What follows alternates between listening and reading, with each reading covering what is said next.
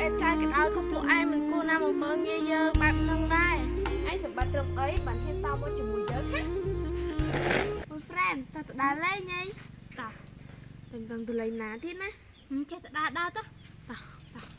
ទៅកន្លែងណាស្អាតយើងទៅលេងប្រុសហ្នឹងទៅលេងខាងមុខក៏សប្បាយ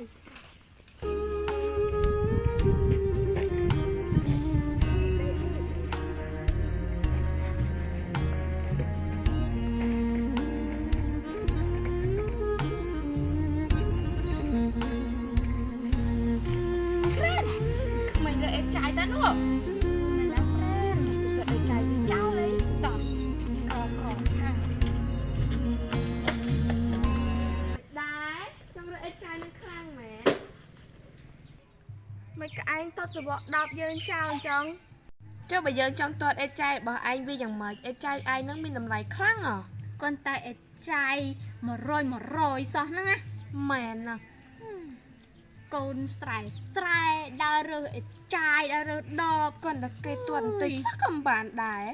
ឯងក្រអញ្ចឹងគ្មានសិទ្ធមកឌៀមដាមគ្មានសិទ្ធមកថាឲ្យយើងនេះជាអ្នកដែលខ្ពង់ខ្ពស់នោះទេទោះបីយើងជាអ្នករើអេចាយក៏ដោយក៏ពួកឯងមិនគួរណាមកមើងងាយយើងបែបហ្នឹងដែរយើងមើងងាយឯងមិនបានហ៎ឯងសម្បត្តិត្រឹមអីបានយើងមើងងាយមិនបាន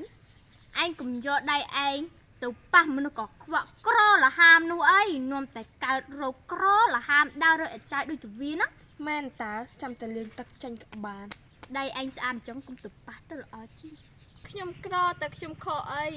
ទោះបីខ្ញុំក្រក៏ខ្ញុំមិនបានទៅសុំបាយឯងហូបនោះដែរឯងសម្បត្តិត្រឹមអីបានហ៊ានតមកជាមួយយើងហ៎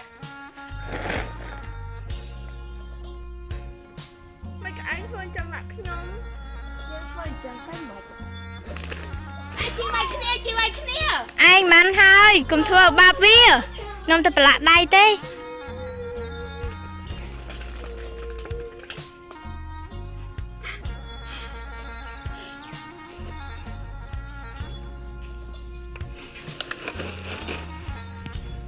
ែកុំនៅមុខយើងទៀត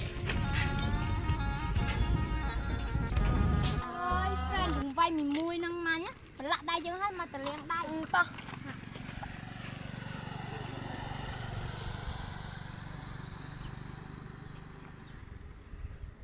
លាងចេញអស់ friend កុំឲ្យនៅជាប់ស្នាមក្រហ្នឹងហើយសូដូចជាយើងមិនគួរទៅប្រឡាក់មកទៅក្រនឹងឃើញមុខមួយនឹងវាយតែហើយល្បីកូនតែខ្ញុំកាត់មកក្រក៏គ្មានអ្នកចូលចិត្តក្រខុសអី